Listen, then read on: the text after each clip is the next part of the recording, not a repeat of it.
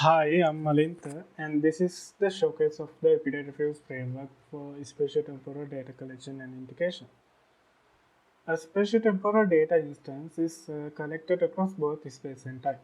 Such data is highly used in various research domains. Data from different sources are often in distinct granularities. Therefore, to integrate these data, granularities should be aligned. In other terms, they should be fused. These alignment and fusion tasks are usually performed manually, spending a lot of time and effort.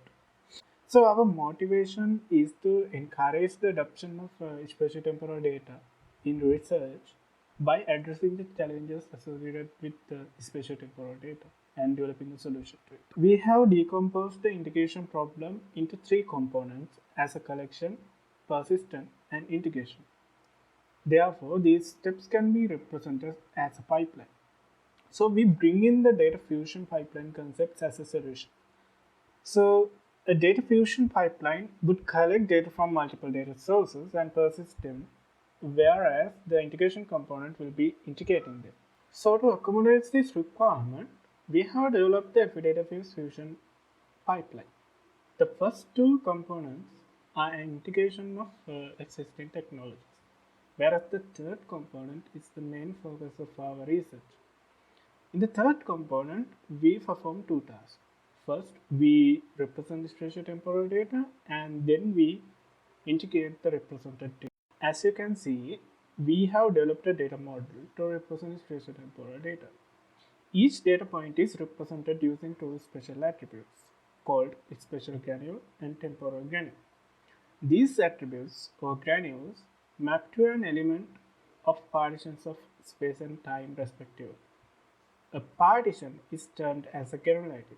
For instance, countries, districts are spatial granularities, whereas months, days, and hours are temporal granularities. So to integrate data points, what we do is we convert finite granularity to a coarse granularity using the following three-step process that we have invented as part of our research. First, each granule is temporarily aggregated into a quasi-temporal granularity. Thereafter, the results are mapped spatially and then aggregated into the quasi-spatial granularity. This process is essentially a fusion process where each data point uh, is converted from one spatial granularity to another spatial granularity and a temporal granularity. So this can be seen as an alignment or a transformation as well. So we have developed a framework by employing these processes, and we have deployed this solution as a Docker image. To evaluate our system, we have conducted a series of experiments. Initially, we performed a performance test and then got the following results. In addition to that, we have also conducted a user test to evaluate the usability of the system. In average, the system takes about 40 minutes to be configured. To demonstrate the system, we have used past dengue disease related data in Sri Lanka. So we have created a pipeline for dengue. So we have already added some data features and special granularities to the system. So let me add a new granularity and a feature and initialize this pipeline to demonstrate the functionality of our system. So let's add the granularity called CDR, which essentially represents a cell tower area corresponding to mobility values. Now we have added all the granularities and attributes we want. Now we'll initiate the pipeline. Initializing the pipeline will create a process that will continuously fetch data from the specified data sources, and the pipeline will persist them into the spatiotemporal data store.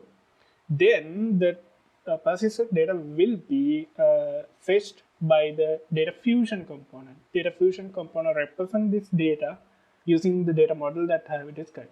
So the represented data will then be converted using the three-step process that I described earlier. So the converted data will be then integrated into a data frame.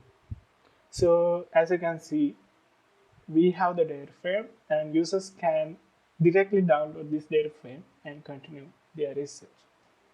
Thank you for listening to our demo.